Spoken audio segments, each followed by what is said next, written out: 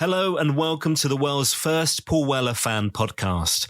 I'm Dan Jennings. This is the story of 66, a celebration of the brand new album from the legend that is singer, songwriter and musician Paul Weller. This new series features podcast conversations with many of the huge talents that have been involved in the creation of Paul's 17th solo studio album. What I hope is that these podcasts give you a deeper insight into the creation of the new LP and that sheer joy of the creative process. And ultimately, it all comes back to the songs. What you'll hear about this LP, probably more than any other, is an album packed full of collaboration. Welcome to the story of 66.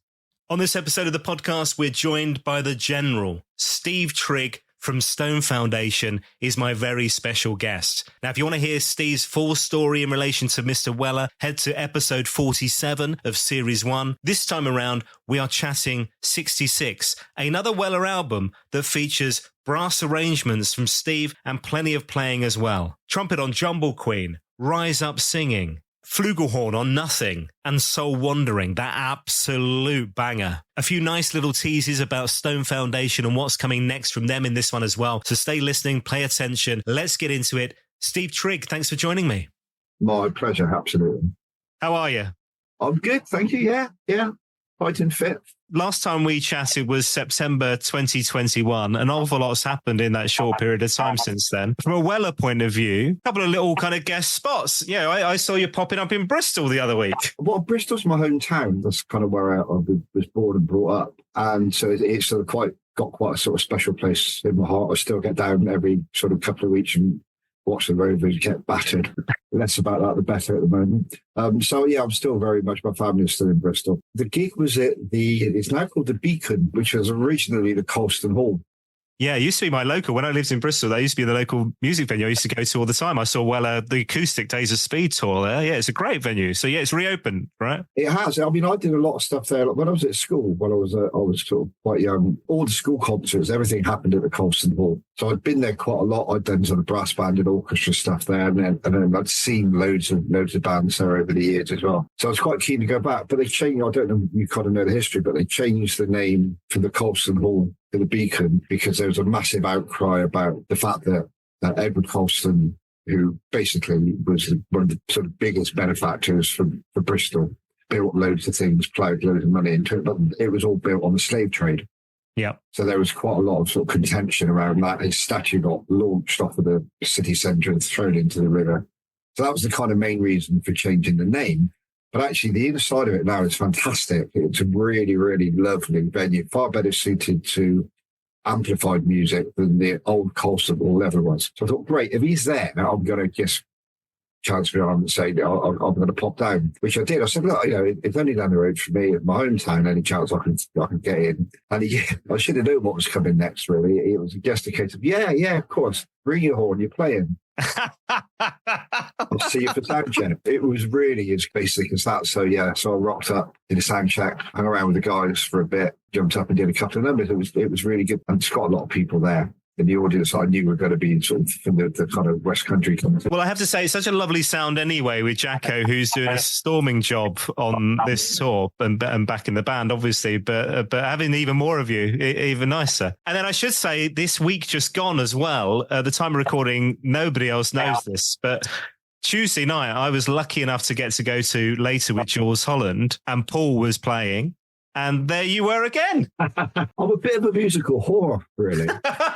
Yeah, that was another one off the bucket list. I'd been up to London. I'd gone to Shea 66 in Soho with Dave and a couple of other friends on the Saturday, and we'd got absolutely battered. So I stayed at Dave's house and woke up the following morning. We were just trying to fumble our way to breakfast, and the text had gone. And it was Paul saying, hi guys, hope you're okay. Any chance you want to do later with me? And he said it was in June.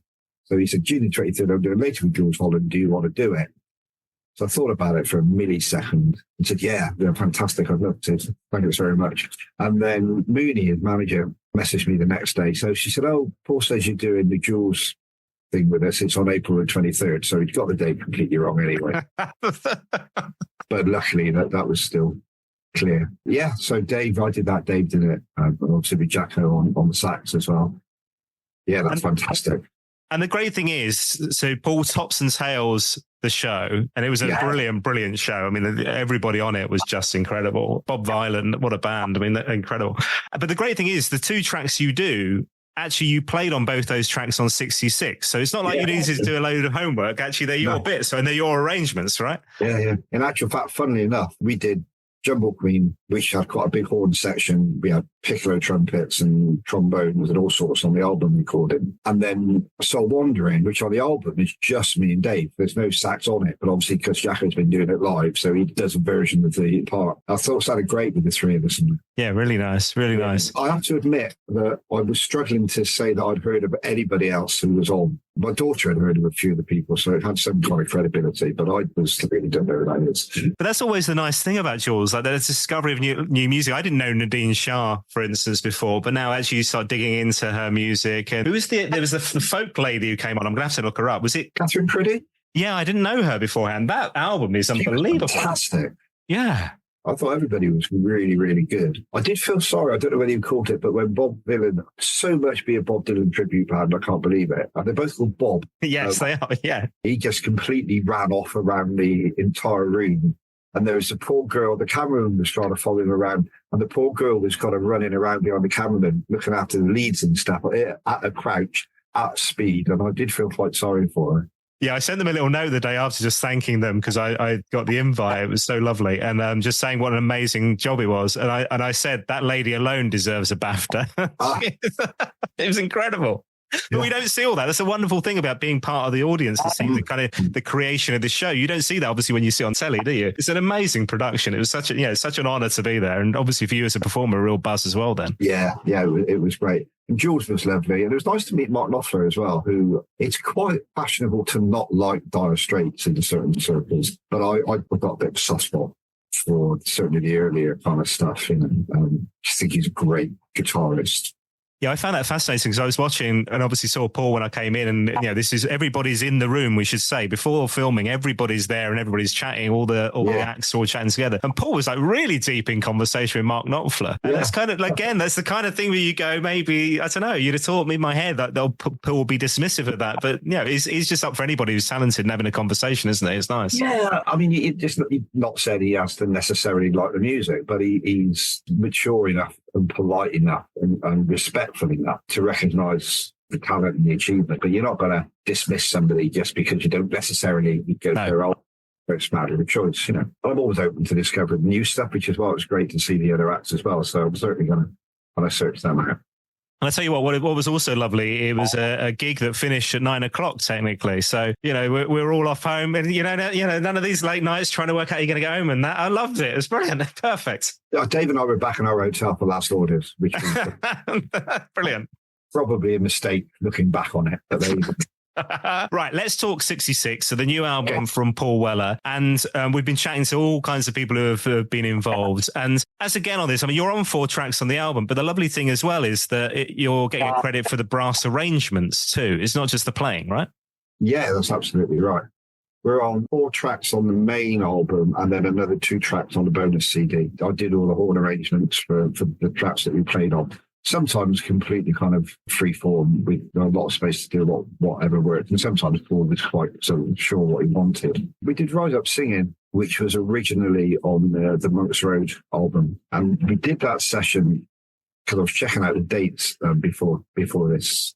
And we did that session in January 22, I think it was. And we were actually there to do something entirely different. I think we were doing in a Silent World, same kind of session. And we finished a few bits and pieces, and we'd be just about to pack up, and Paul went, just before you go, can you just play this little riff?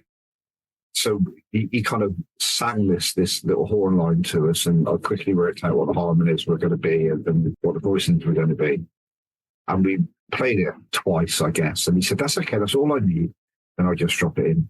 Absolutely no idea. And it was only when the single came out and it was on the Monks Road album, I said, oh, yeah, I remember playing that. No idea of context, no idea of the track, nothing at all. There wasn't really much to kind of play with. It was just a little rhythm track and just play along to this little riff that reoccurs.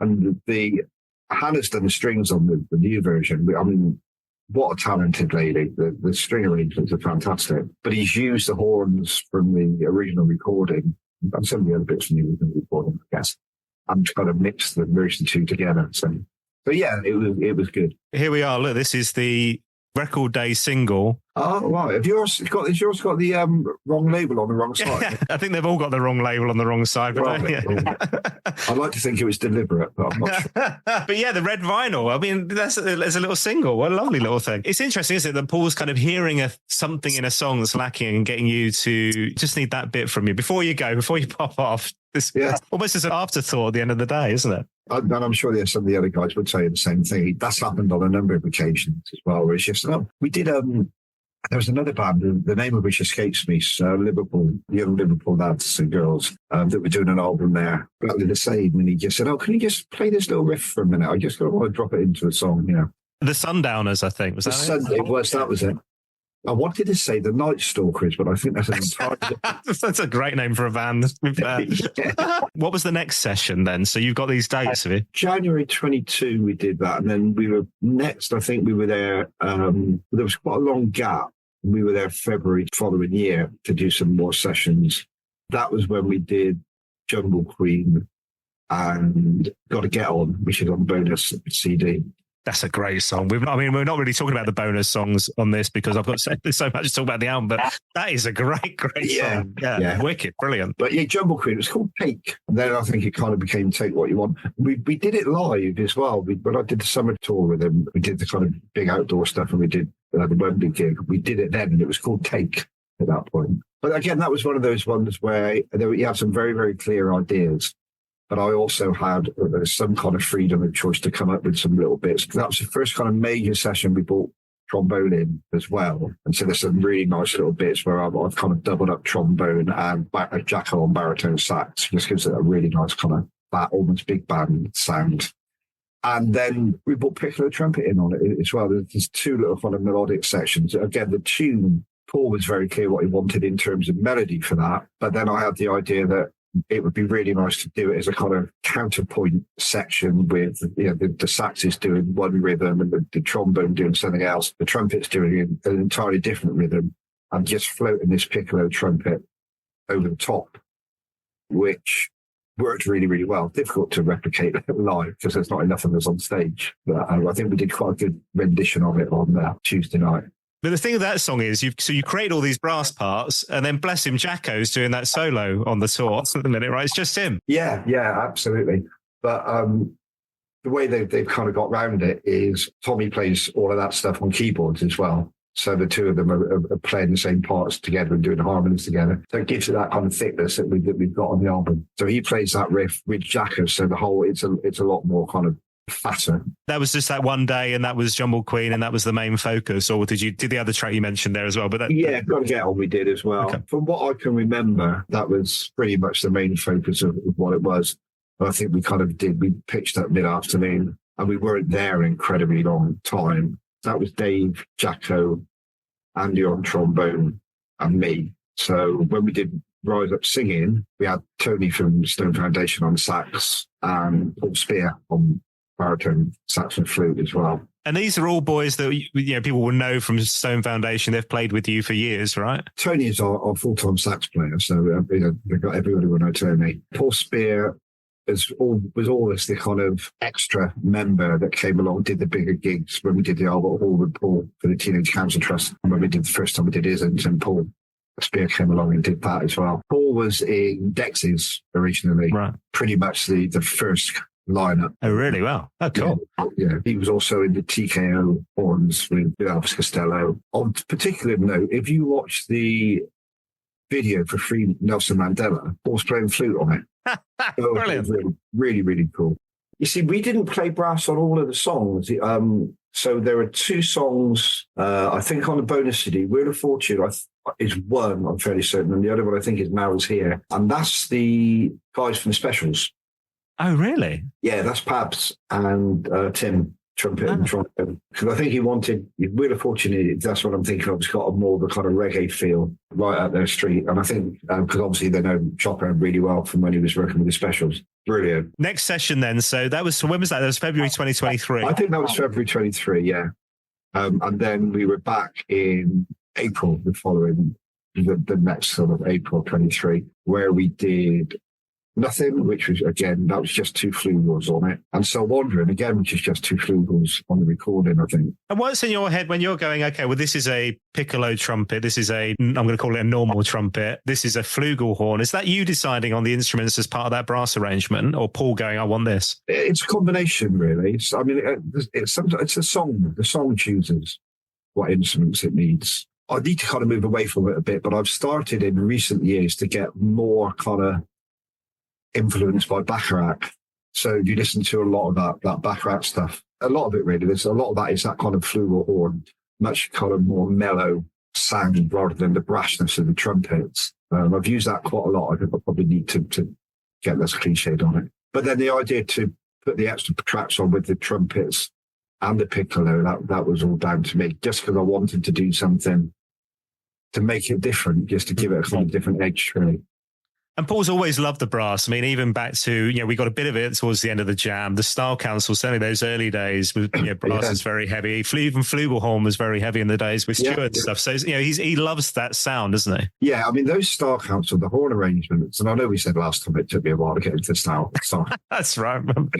But when you listen back to it, the horn arrangements were really, really sophisticated, I think. And he was using some really, really top players in the scene at the time. Johnny Turkle and Big Guy Barker did some stuff.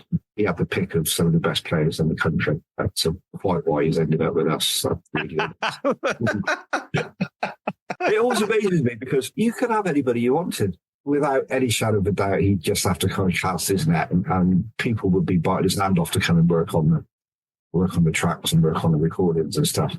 And I'm just grateful, really, that it's kind of worked out the way it has. It must be so special, though, you're getting that call or that text and going, pop down, and then you're hearing new music from Paul Weller. As a fan, you're hearing new music from Paul in the studio, and then you're getting to play on it, which is obviously the added bonus. But the fact that you're getting to hear the stuff is just incredible, isn't it? And at quite an early stage as well, where it's often, it's only got a guide vocal on it, or somebody's got to replace a particular part. Maybe he wants somebody different to come in and play the bass or whatever it might be. And he's played all the guitar. Maybe he wants Chopper to come in and do some bits and bobs. So you kind of are privileged to hear it at a very, very raw stage and then be involved in hearing it over its kind of, development until you get to the kind of final stuff. Yeah, it's an absolute privilege, really. I can't put it any other way. Do you still get that buzz of, So Wandering was the first, I don't know if we're calling it a single or I think it was an impact track, wasn't it? But the first time when that gets that radio play on Radio 2, and I saw this week Rise Up Singing is Radio 2 Record of the Week, right? Record of the Week, yeah. I mean, that must be such a buzz. Yeah, it is. I mean, life has been, I've been playing a long time, and you kind of put your apprenticeship in.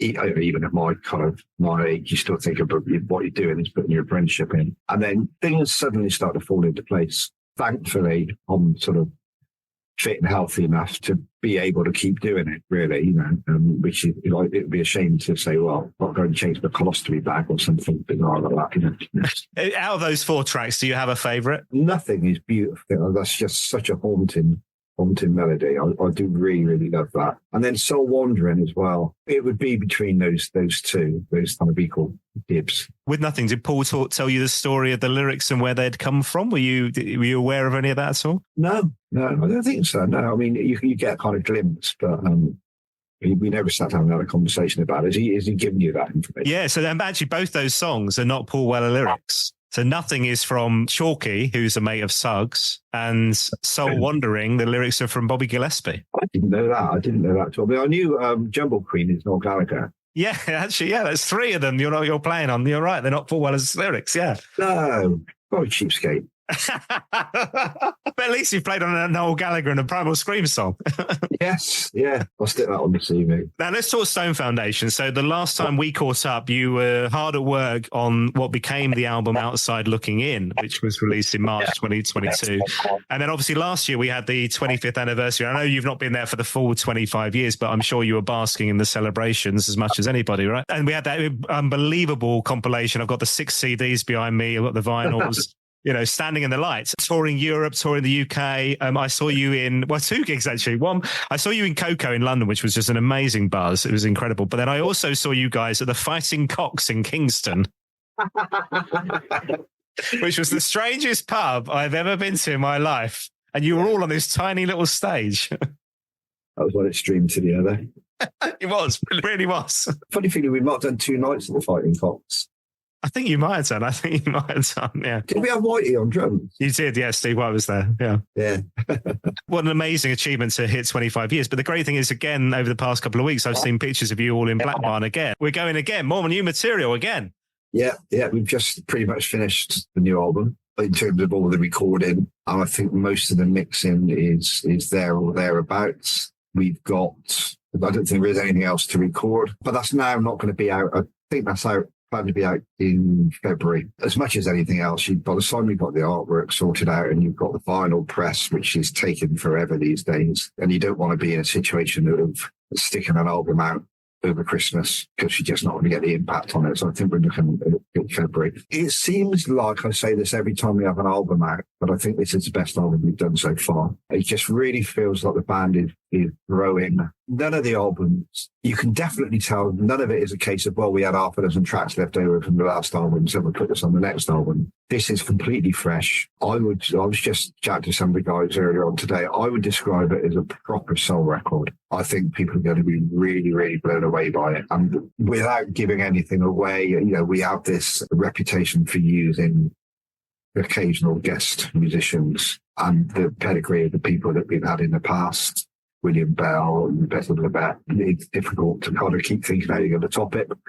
People are going to be blown away by what's on this new one. What a lovely little tease. There we are. At some point we'll talk to, to Jonesy and Brother Shees on this as well. So there's only so much you guys can say right now. But I guess at the end of 25 years, there must be a kind of reset moment where you go, do we want to go again? Do we want to continue? You have those conversations, but you're all absolutely loving it, aren't you? Yeah, I mean, sometimes it's harder than others, especially if you're away for any length of time. And the traveling and the hanging about, it can be really arduous. But then you get that sort of, hour and a half, 2 hours of being on stage. That makes everything worthwhile. And if you do have any doubts, the doubts we were in Paisley a couple of weeks ago, and it's a fair old trek back with sort of motorway closures and all sorts of stuff to contend with. And you sat in the bus and you're thinking, do I really want to keep on doing this?